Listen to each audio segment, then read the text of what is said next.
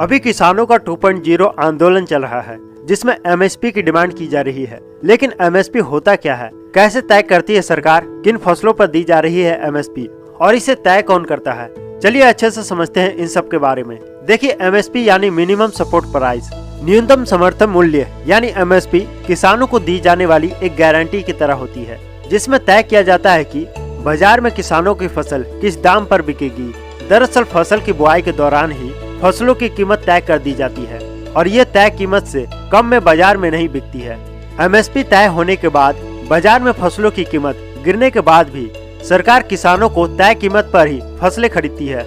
इसे आसान शब्दों में समझे तो एमएसपी का उद्देश्य फसल की कीमत में उतार चढ़ाव के बीच किसानों को नुकसान से बचाना है। अभी तक 23 फसलों में एमएसपी लागू की गई है।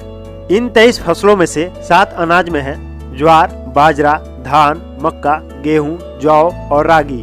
5 दाल हैं जिनमें मूंग, अरहर, चना, उड़द और मसूर है।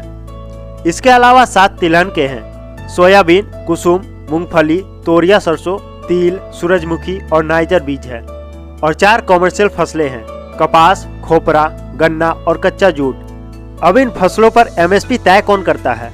देखिए, केंद्र सरकार और राज्य सरकार दोनों ही एमएसपी लागू करने का अधिकार रखती है। केंद्र सरकार ने किसानों की फसलों को उचित कीमत दिए जाने के उद्देश्य से साल 1965 में CSCP यानी commission for agriculture cost and prices का गठन किया था। यह हर साल रबी और खरीफ फसलों के लिए एमएसपी तय करती है।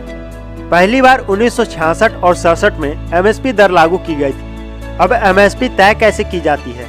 जब भी CSCP एमएसपी को रिकमेंड करता है तो वो कुछ बातों को ध्यान में रखकर ही इसे तय करता है, जैसे कि फसल के लिए उत्पाद की लागत क्या है, इनपुट प्राइसेस में कितना चेंजेस हुआ है, बाजार में मौजूदा कीमतों का क्या रुख है, मांग और आपूर्ति यानी डिमांड और सप्लाई की क्या स्थिति है, अंतर्राष्ट्रीय मूल्य स्थिति क्या है।